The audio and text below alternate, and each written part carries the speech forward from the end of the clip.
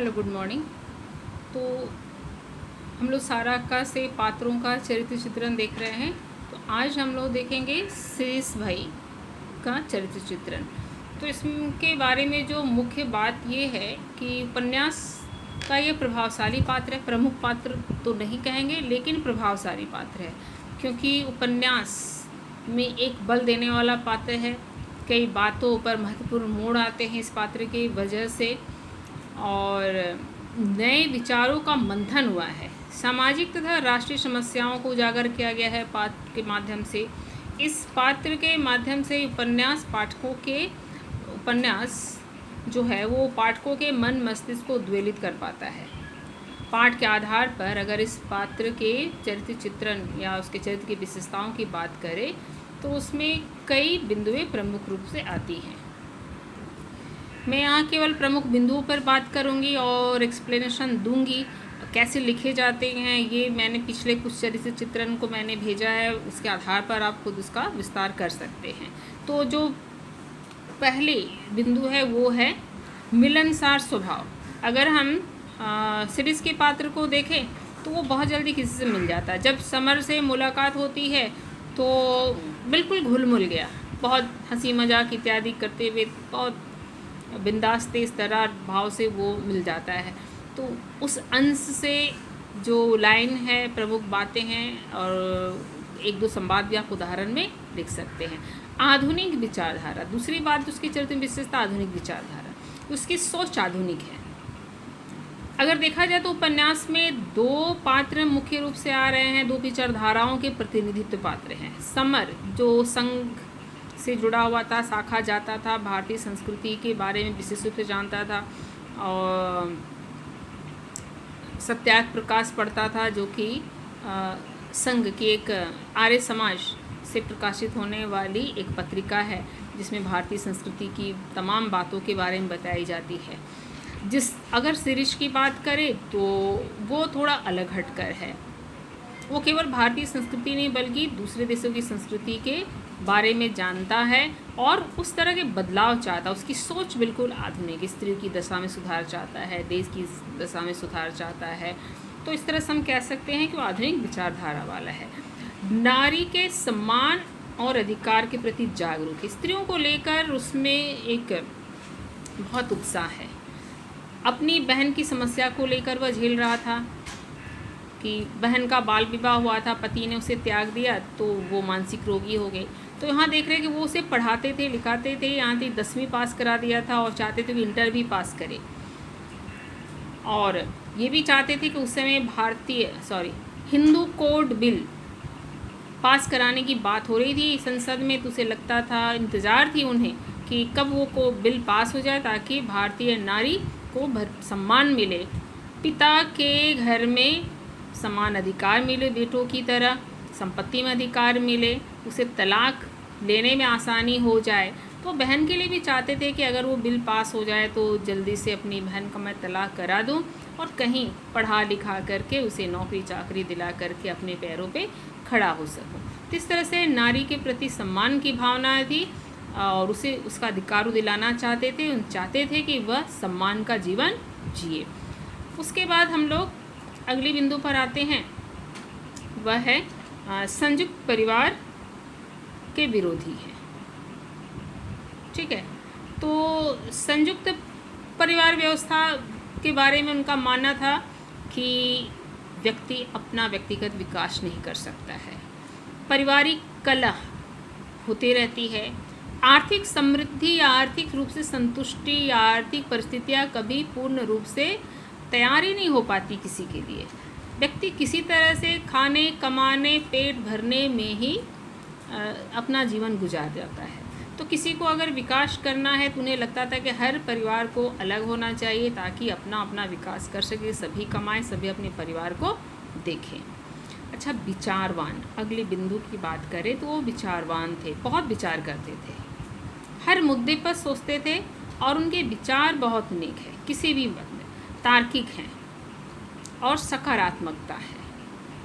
चाहे वो संयुक्त परिवार पर विचार देने की बात हो या फिर हमारी संस्कृति में व्याप्त तत्व ज्ञान ब्रह्म ज्ञान के बारे में भी उनका मानना था कि उसने तर्क दिया हुआ है कि किस तरह से ब्रह्म ज्ञान तत्व ज्ञान के आधार पर लोग पलायनवादी हो जाते हैं, अपने कर्तव्यों से मुंह मोड़ लेते हैं।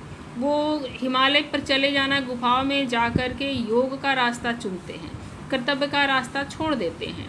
विवेकानंद का उदाहरण दिया है उन्होंने, ठीक है, कि एक साधु से मुलाकात जब होती है तो उसने किस तरह से उन्हें बहुत छोटा साबित कर दिया था विवेकानंद जी को। जब वो नदी के किनारे बैठकर नाव की प्रतीक्षा कर रहे थे तो साधु ने कहा था कि एक संत को इतना तो आना ही चाहिए। उन्होंने अपनी योग शक्ति का उदाहरण रखा था कि मैं जल पे चल के नदी पार कर सकता हूँ, और इस योग को प्राप्त करने में उन्हें 32-33 साल लगे थे। तो विवेकानंद का उदाहरण दिया कि उन्होंने अपने तर्क से साधु को समझाया कि जो काम मैं 2 रुपए में कर सकता हूँ, यानी नदी को मैं पार कर सकता हूँ, उसके लिए 30 साल गंवाना कैसी बुद्धिमानी है। वो 30 साल में समाज सेवा का कार्य कर सकता।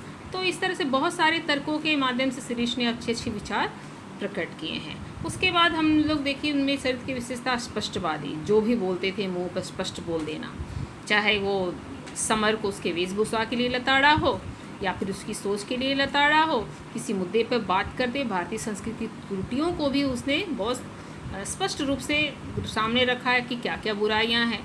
संस्कृति को गोबर संस्कृति तक कह दिया, ठीक है।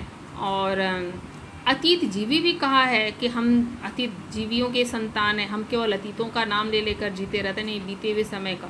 तो इस तरह से स्पष्टवादी है। उसके बाद देखिए यहाँ बात हो रही है कि दूसरे संस्कृति का भी उन्हें विशेष ज्ञान था।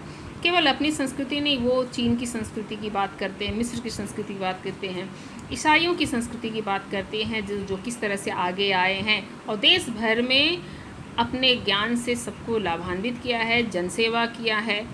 तो इस तरह से तमाम संस्कृतियों के बारे में भी उन्हें ज्ञान था। अगली जो बात हम करेंगे वो है बुराई और सामाजिक त्रुटियों के प्रति तीव्र आक्रोश।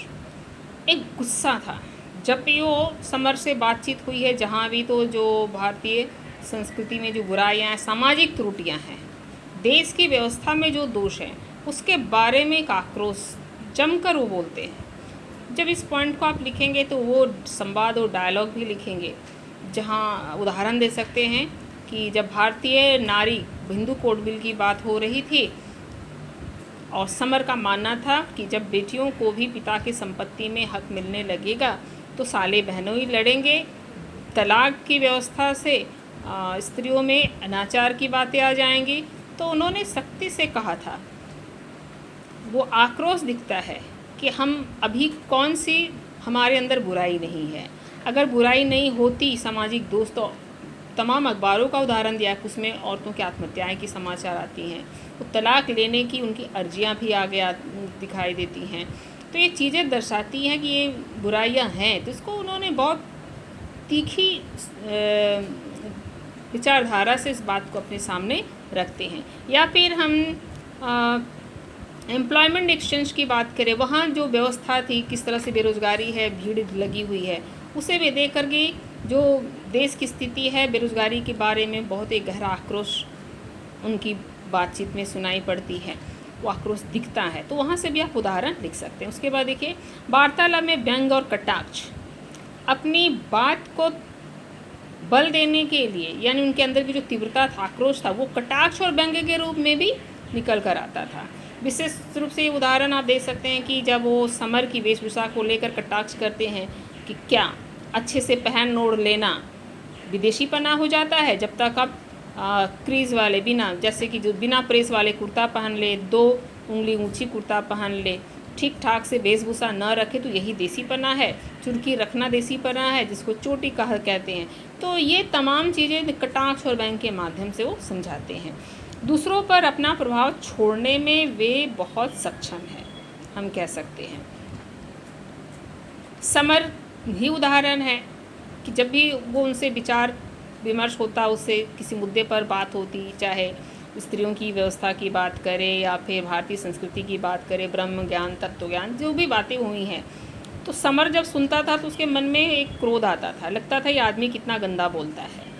फिर उसे एक बार तो उसने ये भी मान लिया कि गुस्से में कि बहन की तरह इसका भी मानसिक संतुलन हो गया। लेकिन जब भी वो अकेले बैठता या थोड़ा कुछ पल बाद जब अकेले होता तो उसकी बातों को वो समझने लगता, उस पर प्रभावित हो जाता है। उसे लगता कि हाँ, मुन्नी और प्रभा मेरे घर में ही उदाहरण है, संयुक्त परिवार में कला होता वो मेरा घर उदाहरण है। इस तरह से कहीं ना कहीं अपने विचारों से दूसरों पर प्रभाव छोड़ने में जरूर सक्षम थे।